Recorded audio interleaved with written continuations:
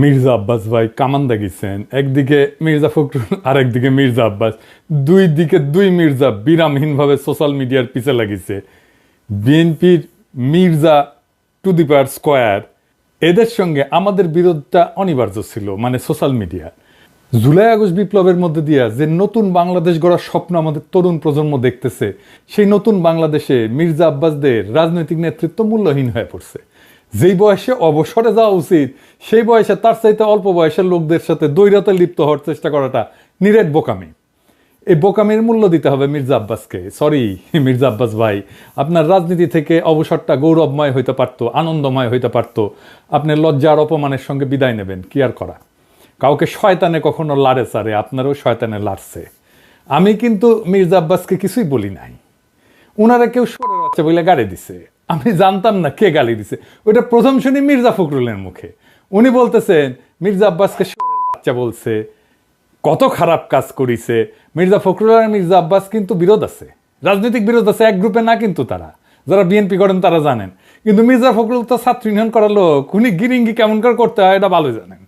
উনি কায়দা কইরা মির্জা আব্বাসকে সামনে দিয়ে দিলেন আমাদের। আর মির্জা আব্বাস ভাই কিছু বুঝা না বুঝা আইসা শুরু করলেন ব্যাটিং করা। মানে যে গালিটা মির্জা ফখরুল দিতে পারবে না, সেটা মির্জা আব্বাসকে দিয়ে দেওয়াইলেন আর কি। এটা গিরিঙ্গি আর কি, ছাত্র ইউনিয়নের গিরিঙ্গি। আমি বুঝতে পারি এই সমস্ত। আচ্ছা মির্জা আব্বাস ভাই, আপনি বলেন আমি কি ভুলটা বলছি? আমি বলছি বারাক ওবামা যখন আমেরিকার প্রেসিডেন্ট, তখন তাকে ফিলিপাইনের প্রেসিডেন্ট বেশ্যার বাচ্চা বলে গালি দিছিল। আর বারাক ওবামা সেটাকে হজম করছে। আপনি একজন পলিটিশিয়ান হয়ে সেটা হজম করতে পারবেন না কেন? আমি তো নিউজটা দেখাইছিলাম, আমি তো মিশা নিউজ দেখাই নাই, তাই না? আপনি গালি খাইতে চান না, তাহলে রাজনীতিতে আসছেন কেন? মসজিদের ইমাম হন, কেউ গালি দিবে না। হিমালয়ে গিয়ে সন্ন্যাসী হন, কেউ গালি দিবে না। নবী রসুলদের গালি দেয় মানুষ, আল্লাহর খোদাকে গালি দেয় মানুষ। আপনি কোন বালেশ্বর বালহরিদাস পালাচ্ছেন, আপনারা গালি দেওয়া যাবে না? প্রেসিডেন্ট ম্যাকরনের তো থাপ্পড় মারে, আপনি চর থাপ্পড় খাবেন, আপনারা রাজনীতিবিদরা গালি খাইবেন।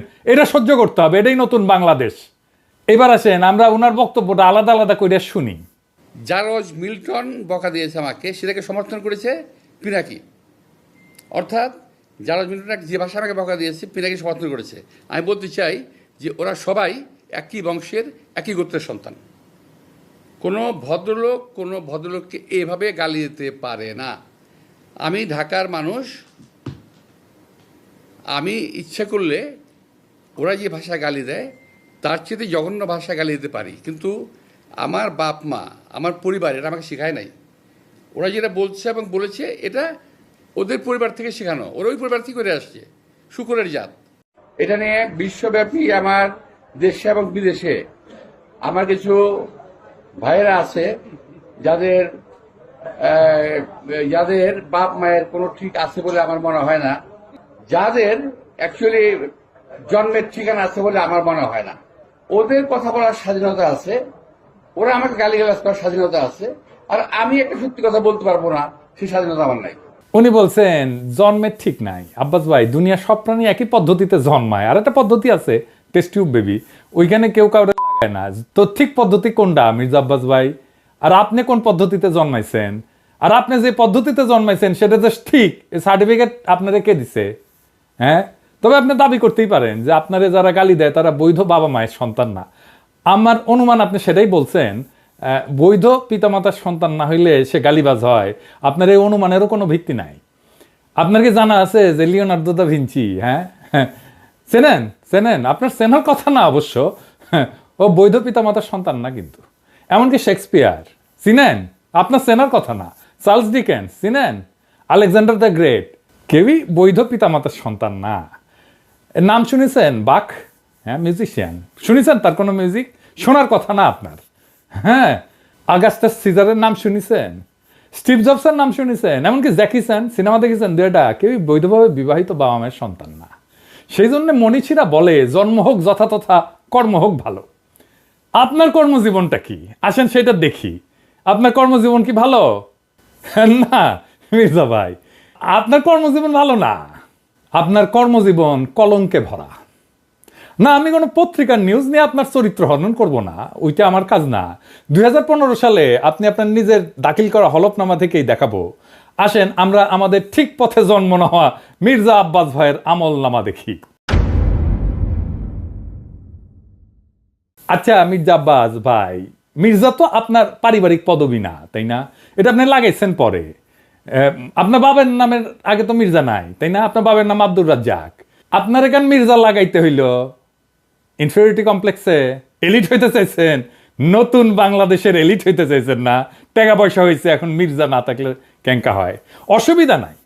বাঙ্গুল্যান্ডে এভাবেই সব এলিট গড়ে উঠছে, ওই যে সোহরাওয়ার্দীর বডিগার্ড থেকে। আচ্ছা যাই হোক, মির্জা আব্বাস তো একটা ব্যাংকের মালিক, জানেন তো? ঢাকা ব্যাংক 1995 সালে ব্যাংকটা প্রতিষ্ঠিত হয়, মির্জা আব্বাসই প্রতিষ্ঠাতা। এই ঢাকা ব্যাংকটা দেশের প্রথম দিকের বেসরকারি মালিকানায় প্রতিষ্ঠিত ব্যাংকগুলোর মধ্যে অন্যতম ব্যাংক। কোনো সমস্যা হয়নি, অনেক ব্যাংকের সমস্যা হয়েছে, জয় বাংলা হয়ে গেছে হাসিনার আমলে। মির্জা আব্বাসের ব্যাংকের কোনো সমস্যা হয়েছে? হয় নাই। হ্যাঁ, তো ব্যাংক প্রতিষ্ঠার টাকা পেলেন কেমনে মির্জা আব্বাস ভাই? আপনার ফ্যামিলি কি জমিদার ছিল? আপনার আব্বা কি করতেন? আসেন আমরা এবার দেখি ওনার আব্বা কি করতেন। ওনার আব্বা মতিঝিল সরকারি উচ্চ বিদ্যালয় বা মতিঝিল সেন্ট্রাল গভর্নমেন্ট স্কুল হিসেবে যেটা পরিচিত, ওই স্কুলের দপ্তরই ছিলেন। ডং ডং ডং ডং ডং ডং কইরা ঘন্টা বাজাইতেন। কি মির্জা আব্বাস ভাই, খারাপ লাগলো? হ্যাঁ, দপ্তরের কাজ খারাপ না, সম্মানের কাজ। কিন্তু আপনি যে কাজ করতেছেন সেটা সম্মানের না। দপ্তরের কাজের পাশাপাশি আপনার ওই স্কুলের সামনে মসজিদের সাথে একটা ছোট্ট পুরীর দোকান ছিল। পুরি বানাইতেন আপনার আব্বা, ওই পুরীর দোকান চালাইতেন। ওই সিপার পুরীর দোকানের জমিটাও ছিল রেলের। এখনো আপনি রেলের জায়গা দখল করে বাসা বানায় বসবাস করছেন। হয়তো পরের জায়গা, পরের জমি, ঘর বানাইয়া আমি রই, আমি তো ভাই জমির মালিক নই। দপ্তরি থাকাটা কোনো অপরাধ না, লজ্জারও না। কিন্তু ওই অবস্থা থেকে ব্যাংক মালিক হওয়ার জার্নিটা আমরা বুঝে দেখতে চাই। কেমনে বাংলাদেশের এলিট তৈরি হয়েছে, কেমনে বাংলাদেশের পলিটিশিয়ানরা তৈরি হয়েছে, কেমনে বাংলাদেশের রাজনীতিতে দুর্বৃত্তায়ন হয়েছে। 1991 সালে প্রথম এমপি হন মির্জা আব্বাস। তারপরে কিছুদিনের মধ্যে ঢাকার মেয়র, আর 4 বছরের মধ্যে ব্যাংক মালিক। এমপির বেতন কত মির্জা ভাই? মন্ত্রীর বেতন কত? 1-1.5 লাখ টাকা সেই সময় মাসে, তাই না? তো কোন জাদুর কাঠি পাইলেন যে ব্যাংক বানানোর টাকা পাইছেন? এমপি হওয়ার আগে কি করতেন আপনি? আপনি ছিলেন কমিশনার। কমিশনারের বেতন কত? আপনার বৈধ ব্যবসা কি ছিল? বৈধ ব্যবসা ছিল ওই অঞ্চলে শাহজাহানপুরের গরুরহাটের ইজারা নিতেন আপনি। সেই 75 পরবর্তী সময় কমলাপুর রেলওয়ে যত ঠিকাদারি, সড়ক পরিবহন সহ আরো বহু জায়গা থেকে চাঁদা উঠাইতেন। চান্দা তোলাটা আপনার পুরানো অভ্যাস, তাই চান্দা তুলে আমাদের টাকা দিতে চায় যেন আমরা ইউটিউবিং ছাড়ি। শুনেন, ওরা ওই যে ইউটিউবের মধ্যে কি যে পয়সা কামানোর একটা রাস্তা আছে ওদের, সে পয়সা কামাইতেছে। আরে ভাই, পয়সা যদি লাগে আমাদেরকে বল, আমরা চাঁদা দিলে দিব না, অসুবিধা নাই তো। চান্দা তোলা ছাড়া আর কিছু করার যোগ্যতা মির্জা আব্বাস আপনার ছিল না কোনোদিনই। কারণ উনি আবার দারুণ মেধাবী। আপনার ইউনিভার্সিটিতে পড়ার যোগ্যতা হয় নাই। সোহরাওয়ার্দী কলেজ থেকে 2nd ক্লাসের ডিগ্রি পাস করেছেন, এই যে সার্টিফিকেট আপনার, দেখেছেন? আল্লাহ বাঁচাইছে, আর একটু কম হলে তো জাতির ফিতা হয়ে যেতেন। তো উনি নিজেই নিজের সার্টিফিকেট দাখিল করেছিলেন। যাই হোক, এই একাডেমিক কোয়ালিফিকেশন নিয়ে আপনার তো কেরানিরও চাকরি হইতো না কোথাও, বাংলাদেশেও না। আপনার তো কিছু করার ক্ষমতাই নাই। ইউটিউবে টাকা পাওয়া যায়, কথা সত্য, বই লেখাও টাকা পাওয়া যায়, শিক্ষকতা কইরা, অভিনয় কইরা, কবিতা লেখা, গান গায়া টাকা পাওয়া যায়, প্লেন চালালেও টাকা পাওয়া যায়, রিক্সা চালালেও টাকা পাওয়া যায়, আপনার ড্রাইভারও যে ড্রাইভিং করে সেটা তো টাকা পাওয়া যায়। তো আপনি এর কোনোটাই পারেন না। আপনি চান্দা তুলে টাকা তুলতে পারেন, ওটাই আপনার উপার্জন, ওইটাই আপনার ক্ষমতা। তো চান্দা তুলে টাকা দিয়ে ইউটিউব বন্ধ করার আবদার কেন করতেছেন? ব্যথা বেশি দিচ্ছি, ব্যথা কি জিনিস আপনি টের পান নাই? আপনার তো কোনো স্কিল সেট নাই, আপনি কোনো কিছু করে উপার্জন করতে পারবেন না, তাই আসছেন রাজনীতিতে। এটাই বাংলাদেশের রাজনীতির মধু। আপনি ব্যবসাও পারেন না, তাই পারলে এন্টারপ্রেনার হইতেন। তো সম্পদ তৈরির জন্য চান্দাবাজি করেছেন, করেন, এখনো করেন, বোঝা গেল। কিন্তু কোন জাদু বলে ব্যাংক বানাইছেন সেটা আমরা খুঁজে দেখবো, গলায় পাড়া দিয়ে এটা বের করব। আমরা আরো আগে যাই, 1971-এ আপনি তখন মোটামুটি দামরা, কলেজে পড়েন, আপনি নিজে দাবি করেছেন আপনি মুক্তিযোদ্ধা। শোনেন, মূলত আমি এক কথা বলতে পারবো যে ওই 26শে মার্চের রাত্রে যদি আমরা ওই আওয়াজ না পেতাম, যদি আমরা, তাহলে দেশের মানুষের ভাগ্য নিয়ে বহু লোকই সিনেমিনি খেলার সুযোগ পেত, সেটা আর পায়নি। পরবর্তীতে আমরা মুক্তিযুদ্ধে যাই এবং দেশের স্বাধীনতা যুদ্ধে অংশগ্রহণ করি। এটা আবার বিএনপির পেজ থেকে শেয়ার দেওয়া। এই বক্তব্যে উনি বলছেন মুক্তিযুদ্ধে কি করেছেন সেটার কোনো কিন্তু উল্লেখ নাই। 25শে মার্চে কি হয়েছে, শাহজাহানপুরে ওনার বাসা থেকে কি দেখেছেন, ওইটুকুই শুধু বলতে পারেন, তার বাইরে আর যাইতে পারেন না। তার বাইরে গেলে জিয়াউর রহমান মুক্তিযুদ্ধের ঘোষণা অমুক তমুক ওই জায়গায় চলে যান। উনি কোথাও মুক্তিযুদ্ধ করেন নাই। কোন সেক্টরে যুদ্ধ করেছেন, কোথায় ট্রেনিং নিছেন, কারা ছিল সহযোদ্ধা, মিছা কথা কইতে লজ্জা লাগে না মির্জা আব্বাস? এটা চেনেন? 1971-এ পাকিস্তানি বাহিনী তার নাম শুনলে কাপড় নষ্ট করে ফেলতো। ঢাকার গেরিলা মুক্তিযোদ্ধা সাদেক হোসেন খোকার দলের। আমি তার কাছ থেকে জানছি আপনি মুক্তিযুদ্ধ করেন নাই।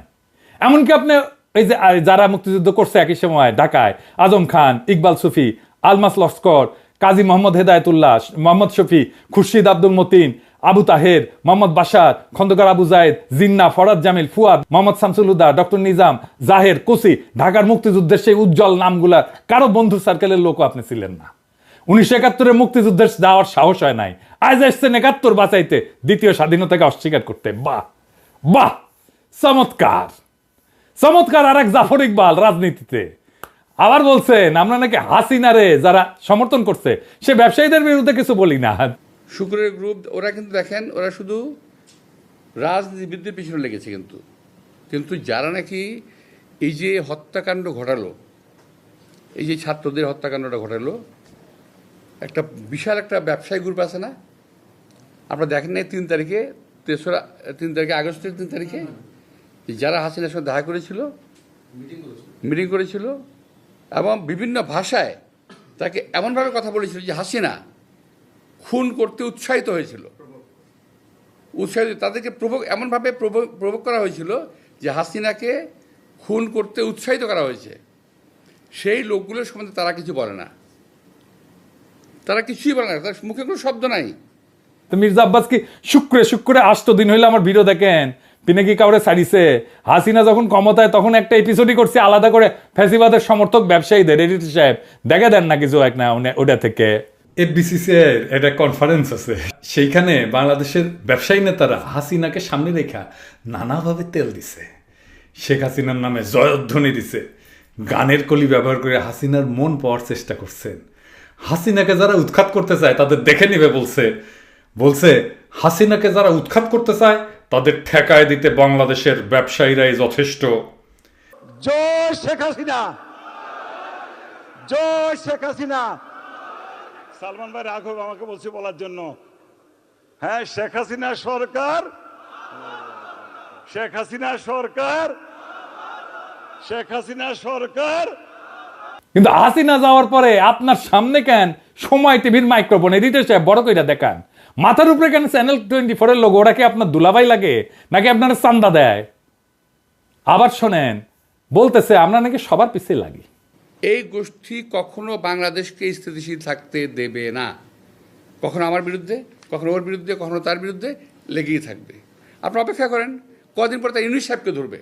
আমি এটা বলে দিচ্ছি আমি আপনাদেরকে, কদিন সাহেব পরে তারা ডাক্তার ইউনূস সাহেবকে ধরবে। কার পিছে লাগিয়েছি? ইন্ডিয়ান লেসপেন্সারি যারা করে তাদের পিছে লাগিয়েছি। প্রফেসর ইউনূসের পিছেও নাকি আমরা লাগবো, অবশ্যই লাগবো যদি প্রফেসর ইউনূস ইন্ডিয়ান লেসপেন্সারি করে। ইন্ডিয়ান লেসপেন্সারি বাদ দেন, তারপরে আইসেন আলাপ করতে। আমাদের কাছে খবর আছে, বুঝছেন, সব খবর আছে। কি করিছেন হাসিনার আমলে, কেমনে কারে ম্যানেজ করিছেন, সব খবর আছে। আপনাদের দলের লোকেরা বলে সোশ্যাল মিডিয়া কিছু না, মাঠের রাজনীতি, ভোটের রাজনীতি আসল। হ্যাঁ আসেন সোশ্যাল মিডিয়া নিয়ে কি করে বিএনপি দেখি। বিএনপি প্ল্যান নিছে যে তাদের ফেসবুকের পোস্টে তো কেউ যায় না, মাসি মারে ওরা নিজেরা বসে, তো স্পন্সর পড়তে পয়সা খরচ কর, টাকা খরচ কর, তা করবে না তারা। বট রিয়াক্ট, কিন্তু বট মানে বুঝেছেন তো, যন্ত্র থেকে ওই যে লাইক শেয়ার দিবে, বুঝেছেন, কমেন্ট করবে, তো বট দিয়ে রিয়াক্ট দেন। দেখেন সব ভিয়েতনামের আইডি দেখেছেন। হ্যাঁ আপনারা বিএনপির পোস্ট দেখবেন যে হাজার হাজার লাভ রিয়াক্ট পড়িছে, ভালোবাসা রে বন্যা বয়ে যাইতেছে, আপনারা প্রভাবিত হয়ে যাবেন। আরে বাপরা সর্বনাশ, ভালো কাজ করিছে তো, ভালো কথা, আমি একটা লাভ রিয়াক্ট দিয়ে দিই। মানুষের সাথে এরকম প্রতারণা করতে পারে কেউ? আওয়ামী লীগ এরকম প্রতারণা করে নাই জনগণের সাথে, বিএনপি যেটা করছে দেখেছেন। এটাই আপনাদের জার্নি, এটাই বাংলাদেশের রাজনীতি, এটাই হয় মন্ত্রী, দলের শীর্ষ নেতা, আর একাডেমিক যোগ্যতায় কেরানি হয়ে যার জীবন পার করার কথা ছিল সে হয় মন্ত্রী, যার উপার্জনের ধান্দাই হইতেছে কিভাবে অন্যরে ঠকাবে, আরেকজনকে অতিরিক্ত সুবিধা দেবে, অন্যরে বঞ্চনা করবে বা ভয় দেখায় উপার্জন করবে, চান্দা নেবে। আমি যদি 1 টাকা ইউটিউবে উপার্জন করি না, সেটা আমার ইনকাম ট্যাক্সের ফাইলে আছে, এটা আমার বৈধ উপার্জন। আমি 1 টাকা যদি খরচা করি ওটাও দেখাইতে পারবো আমি কিভাবে এই 1 টাকা উপার্জন করছি। আপনি জিন্দেগিতে দেখাইতে পারবেন না কিভাবে আপনি ব্যাংক বানানোর টাকা পাইছেন, জিন্দেগিতে পারবেন না, চ্যালেঞ্জ দিলাম আপনাকে। আপনার বৈধ উপার্জন কি? আপনি নিজেই ঘোষণায় বলছেন বাড়ি ভাড়ার টাকা আর ব্যাংকে রাখা সঞ্চয়পত্র। বাড়ি ভাড়ার টাকায় পেট চালান, বসে বসে খান, আর ব্যাংকে রাখা সঞ্চয়পত্র ওইটি থেকে সুদ আসে। এটা হইতেছে আপনার উপার্জন। তাও এটা আজকের কথা না, 10 বছর আগের কথা। লজ্জা লাগে না আপনার? হ্যাঁ, আমার প্রত্যেকটা পয়সা হালাল, আপনার প্রত্যেকটা পয়সা হারাম। আপনি দাবি করতে পারবেন আপনার প্রত্যেকটা পয়সা হালাল? পারবেন না। বুকে হাত দিয়া বলবেন, আল্লাহর কসম কাইটা বলবেন, দেখাই দেবেন আপনার উপার্জন কিভাবে হয়েছে, কেমনে আপনি ব্যাংক করছেন। আপনি কাউরে না কাউকে বঞ্চনা করে সুবিধা দেওয়া ভয় দেখায় যে টাকা উপার্জন করছেন, সে উপার্জনের টাকা দিয়ে ক্যাডার পালেন, সে ক্যাডার ভোটে জিতায়, আর অনুপার্জিত টাকায় ভোট কিনা এমপি হয়ে যান আপনি। আপনার দলের লোকেরা ভোটের কথা বলে, ভোটের কথা গপ্প শুনে না আমাদেরকে। নমিনেশন কিনতে হয় পার্টি থেকে চান্দা দিয়া, তারপরে টাকা ছিটায় ভোট কিনতে হয়, কেন্দ্র দখল করতে হয়, জাল ভোট দিতে হয়, এই দিয়েই চলছে এতদিন। ভোটের শক্তির রোয়াব দেখায়েন না, ওই রোয়াব আমরা ফুটে করে দিতে পারি। জুলাই বিপ্লবের আকাঙ্ক্ষা ছিল এই বন্দোবস্তের পরিবর্তন, সত্যিকারের মেধাবীদের দিয়ে রাষ্ট্র চালানো। আপনার কোনো স্কিল নাই মন্ত্রী হওয়ার, আপনার রাষ্ট্র জিনিসটাই বোঝেন নাই, আপনি রাজনীতিও বোঝেন নাই। ক্ষমতা আপনার কাছে টাকা উপার্জনের মৌকা, আর কিচ্ছু না। মির্জা ফখরুল বলছেন আমরা কোথায় নিয়ে যেতে চাই দেশকে, শুনেন। সোশ্যাল মিডিয়াতে কিছু নতুন নতুন আমি বলি কুতুব আবির্ভূত হয়েছে। তারা বাংলাদেশকে কোথায় নিয়ে যেতে চায় আমি জানি না। আমরা দেশ থেকে ফ্যাসিবাদের সমস্ত কলঙ্ক চিহ্ন মুছবো, আমরা বাংলাদেশে ভারতের তালুকদারি বন্ধ করব চিরতরে, আমরা বাংলাদেশে একটা সাম্যের ইনসাফের রাষ্ট্র করব। আপনারা মির্জা ফখরুল সেই স্বপ্নের সামনে বাধা হয়ে দাঁড়ায় আছেন। দেশের জনগণ জানে, বুঝতে পারে প্রফেসর ইউনূসকে কেন তাড়ানোর চেষ্টা করতেছেন, কেন দ্রুত নির্বাচন চান। জনগণের জন্য প্রফেসর ইউনূসের এই অতি অল্প সময়ের শাসন হয়ে থাকবে একটা স্বপ্নের মতো, এক অলিক সম্ভাবনার মতো, এক বিদ্যুৎ চমকের মতো সময়। তারপর বাংলাদেশ আবার ফিরে যাবে আপনাদের সেই আদিম জমিদারি ব্যবস্থায়, আপনাদের সেই মাফিয়া শাসনে। আবার কালো টাকা এবং পেশি শক্তির মাস্তানেরা গাড়িতে পতাকা ওড়ায় ঘুরবে, হেলিকপ্টারে চড়বে, দলীয় মাজারের খাদেম আবার আমাদের ভয়ে ভয়ে বাঁচতে হবে। ক্ষমতার অঙ্গুল হেননের নিয়ত নির্দিষ্ট হবে আমাদের মতো ছোটখাটো মানুষদের। আমরা জানি আমাদের দাসের জীবন, আমরা পুতুল নাচের রীতি কথার দুর্ভাগ্যপীড়িত জাতি, সমাজের সবচেয়ে অযোগ্য, অশিক্ষিত, দাম্ভিক, অসৎ মানুষের বড় গলা শোনা ভয়ের রাজ্যে জীবন মৃত আমরা জানি আপনাদের বসংবৎ কোটাল পুত্রের ভিন্ন মতের আগাছা কেটে ফেলার অভিযানে আমরা যে কোনো সময় কচু কাটা হয়ে যেতে পারি। আমাদের জীবন মিথ অফ সিসিফাস। সিসিফাসের গল্প জানেন? আর এক অভিশপ্ত জীবন ছিল, পাহাড়ের নিচ থেকে পাথর ঠেলে ঠেলে ঠেলে ঠেলে যখন সে উপরে নিয়ে যায় একেবারে চূড়ায়, তারপর আবার সেই পাথরটা নিচে পড়ে, আবার তার ঠেলে ঠেলে ঠেলে ঠেলে উপরে নিয়ে যেতে হয়। এটাই তার অভিশপ্ত জীবন। আমাদেরও বাংলাদেশের নাগরিকদের জীবন মিথ অফ সিসিফাস। আমাদের অভিশপ্ত জীবন সিসিফাসের মতো। আমাদের সন্তানেরা বারবার রক্ত দিবে এই আর ক্ষমতার রাক্ষস তাড়াইতে, আবার নতুন রাক্ষস এসে দখল করবে জনপদ। আমাদের আসলেই কোনো মুক্তি নাই। কিন্তু মির্জা আব্বাস, মনে রেখেন, পৃথিবীতে যদি একজন মানুষও থাকে এই নষ্ট দুর্বৃত্তের রাজনীতির মুখোশ খুলে দেবে, সেটা আমি। ঈদের জামাতে যারা প্রফেসর ইউনূসের হাত ছুঁইছে, তারা বলছে আকুলভাবে স্যার আর 5টা বছর থাকেন, কারণ তারা জানে ওই লোকটা তাদের মানুষের মর্যাদা দিছে। বেশি দিন লাগে নাই, মাত্র 7-8 মাস। মানুষ তার বিপুল সম্ভাবনা আর তাদের অফুরন্ত শক্তির খোঁজ পাইছে, জাতির প্রাণ শক্তি জায়গা উঠছে। এটাই বিপ্লব। আমরা এই পরিবর্তনের জন্য জান লড়াই দিছি, এই জন্য আমাদের বাচ্চারা জীবন দিছে জুলাই আগস্টে। এটাই বিপ্লবের রুহানি প্লাবন, সেই বিপ্লবের আইকন আজকে প্রফেসর ইউনূস। জনতার স্বপ্নের সামনে বাধা হইয়া দাঁড়াইলে জনতাই আপনাদেরকে রুখে দেবে। সেই দিন বুঝবেন সোশ্যাল মিডিয়া কি জিনিস। আপনারা ক্ষমতায় আসতে পারেন, কিন্তু কোনোভাবেই এই স্বপ্নের সময় প্রফেসর ইউনূসের করে দেওয়া যাওয়া অর্জনকে অতিক্রম করতে পারবেন না। আপনাদের সেই পরাজয় গাথা এখনই লেখা হয়ে গেছে, প্রত্যেক দিন লেখা হচ্ছে। এই নতুন বাংলাদেশের স্বপ্নে যারা অন্তরায় হয়ে দাঁড়াইছে, তাদের ভবিষ্যৎ অনিবার্যভাবে ম্লান। ইতিহাসের নিয়মে জনগণের ইচ্ছার বিপরীতে দাঁড়ানো মানেই পরাজয়। মির্জা আব্বাস এবং তার মতো নেতৃত্বের অবসান অনিবার্য। আমরা জানি এই লড়াই শুধু ক্ষমতার না, এই লড়াই ইনসাফের, সাম্যের, মুক্তির। আমাদের তরুণ প্রজন্ম আজ যে নতুন বাংলাদেশের স্বপ্ন দেখছে, যেখানে দুর্বৃত্তের রাজনীতি, চাঁদাবাজির আধিপত্য কিংবা ক্ষমতার দম্ভের কোনো স্থান নাই, সেখানে থাকবে সৎ, মেধাবী, প্রগতিশীল নেতৃত্ব। প্রফেসর ইউনূস এই নতুন স্বপ্নের প্রতীক। তার নেতৃত্বে যে নতুন দেশ গড়ার লড়াই শুরু হয়েছে, তা জনতার হৃদয়ে আর এক বিপ্লবের আগুন জ্বালায় দিছে। এই আগুন নিভে যাওয়ার না। জনতা জানে, জনগণ জানে, এই পরিবর্তন তাদের জীবনের, তাদের ভাগ্যের, তাদের সন্তানের ভবিষ্যতের প্রশ্ন। তাই মির্জা আব্বাস কিংবা তার মতো অতীতের রাজনীতির নেতাদের কাছে আমাদের একটাই বার্তা: সময় বদলাইছে, জনতার স্বপ্নকে দমায় রাখা যাবে না। নতুন বাংলাদেশে মিথ্যা, দুর্নীতি, ক্ষমতার অপব্যবহার থাকবে না। আমাদের লড়াই চলবে জুলাই আগস্ট বিপ্লবের প্রকৃত অর্থ বাস্তবায়ন না হওয়া পর্যন্ত। এই নতুন বাংলাদেশের স্বপ্ন বাস্তবায়নের পথে প্রত্যেকটা বাধাকে পেরায়া আমরা আগায় যাব একটা সত্যিকারের স্বাধীন, সাম্যের, ইনসাফের, মানবিক বাংলাদেশের পথে। ইনকিলাব জিন্দাবাদ।